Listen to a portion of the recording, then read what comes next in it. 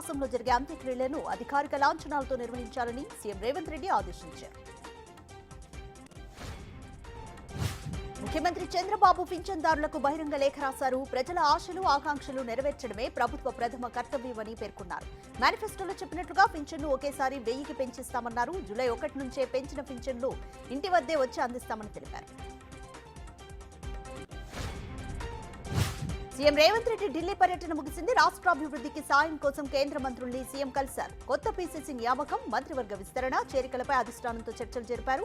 నేడు వరంగల్ పర్యటన చేపట్టే అవకాశం ఉంది. వరంగల్ టెక్స్టైల్ పార్క్, ప్రభుత్వ మల్టీ సూపర్ స్పెషాలిటీ హాస్పిటల్ నిర్మాణాన్ని రేవంత్ పరిశీలించనున్నారు.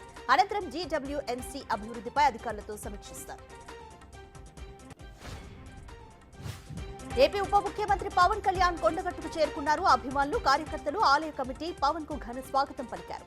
తెలంగాణలో బీజేపీతో కలిసి జనసేన పార్టీ పనిచేస్తుందని పవన్ కళ్యాణ్ తెలిపారు. తెలంగాణలో జనసేన కార్యకర్తలకు, అభిమానులకు, ఉద్యమకారులకు ధన్యవాదాలు తెలిపారు.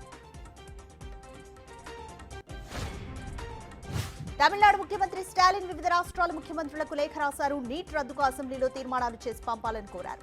నీట్ వల్ల రాష్ట్రాలకు చెందిన విద్యార్థులు నష్టపోతున్నారని స్టాలిన్ అభిప్రాయపడ్డారు. నీట్ పరీక్షను రద్దు చేయాలని కోరుతూ అసెంబ్లీలో తీర్మానం చేయాలంటూ ఢిల్లీ, హిమాచల్ ప్రదేశ్, జార్ఖండ్, కర్ణాటక, తెలంగాణ, పంజాబ్, పశ్చిమ బెంగాల్, కేరళ ముఖ్యమంత్రులకు లేఖ రాశారు. వెస్ట్ బెంగాల్ సీఎం మమతా బెనర్జీపై ఆ రాష్ట్ర గవర్నర్ సివి ఆనంద్ బోస్ పరువు నష్టం కేసు నమోదు చేశారు. కోల్కతా హైకోర్టులో ఆయన పిటిషన్ ఫైల్ చేశారు. రాజ్భవన్ కు వెళ్లేందుకు మహిళలు భయపడుతున్నారని ఇటీవల మమతా ఆరోపించారు. ఆ ఆరోపణలను ఖండిస్తూ గవర్నర్ ఆనంద్ బోస్ పరువు నష్టం కేసు దాఖలు చేశారు.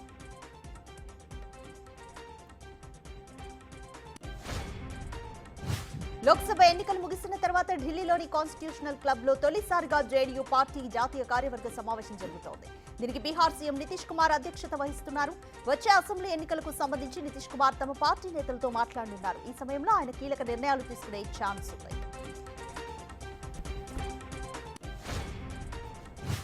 లడాక్ లో తీవ్ర విషాదం నెలకొంది. దౌలత్ బేగ్ ఓల్టీ ప్రాంతంలోని ఓ నదిలో నీటి మట్టం ఒక్కసారిగా పెరగడంతో నది దాటుతున్న ఆర్మీ సిబ్బంది వరద ప్రవాహంలో కొట్టుకుపోయారు.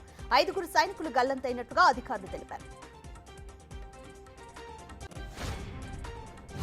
తమిళనాడులో భారీ అగ్ని ప్రమాదం చోటు చేసుకుంది. విరుదునగర్లోని బాణసంచా ఫ్యాక్టరీలు పేలడంతో 4 మృతి చెందారు. ఈ ప్రమాదంలో బాణసంచా నిల్వ చేసిన 3 గదులు పూర్తిగా దగ్ధమయ్యాయి. దీంతో సమాచారం అందుకున్న పోలీసులు, అగ్నిమాపక సిబ్బంది వెంటనే సంఘటనా స్థలానికి చేరుకుని దర్యాప్తు ప్రారంభించారు. అయోధ్య రామాలయంలో జూలై 1 నుంచి కొత్త నియమ నిబంధనలు అమలు కానున్నాయి. రామాలయంలో పూజారులు ఆండ్రాయిడ్ ఫోన్లను ఉపయోగించకూడదని ట్రస్ట్ నిబంధన విధించింది.